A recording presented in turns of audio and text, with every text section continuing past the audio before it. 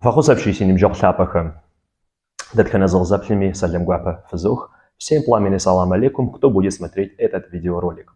Так, сегодняшний видеоролик у нас будет про традиционный адыгский стол на родном языке. Мы его называем ана-чапыш.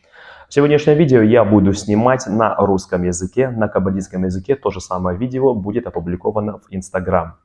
Недавно ко мне обратился мой подписчик с таким вопросом, почему у традиционного адыгского столика 3 ноги. Как вы можете заметить, в данном случае 3 ноги у стола, 3 ноги у стула. Почему же это так? Мне стало интересно, знают ли остальные мои подписчики ответ на этот вопрос. В YouTube, в сообществе сделал опросник, и на самом деле было очень много ответов.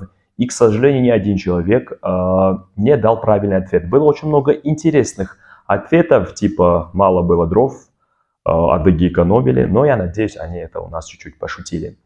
Давайте перейдем к самому вопросу, почему же 3 ноги. Для начала чуть-чуть хочу рассказать про адыгский стол. Как вы видите, он у нас имеет вот такое круглое основание, 3 ноги, и он у нас чуть-чуть низкий. Обычно адыгский стол делался из твердых древесин, диаметр его составлял от 60 до 70 сантиметров.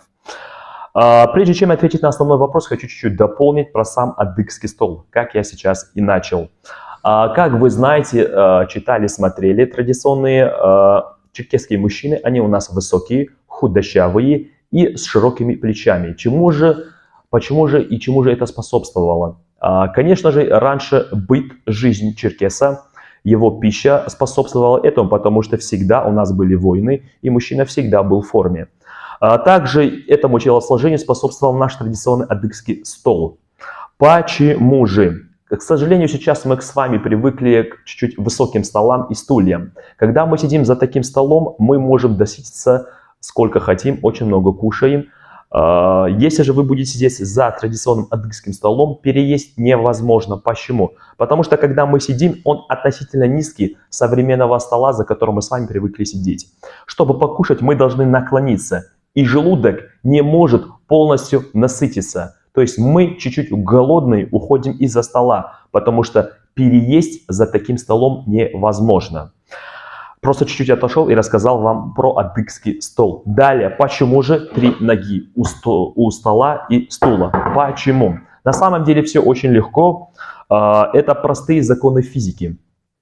Трехногая позиция, она самая устойчивая. Раньше в Черкесии полы были, естественно, не паркет, как в данном случае, а это была глина. То есть просто мазали глиной пол. И, естественно, ни о какой ровности дело идти не могло. Если же было бы 4 ножки, стул всегда качался, и вы бы сидели неровно. Как я вам сказал, трехногая позиция, она самая устойчивая. То есть и у стола, и у стула. Еще раз, тезисно, проще всего говоря, почему именно 3 ноги? Потому что это самая устойчивая позиция. Так, далее хочу обратить ваше внимание на этот стол. Кстати, он продается, его сделал наш местный умелец.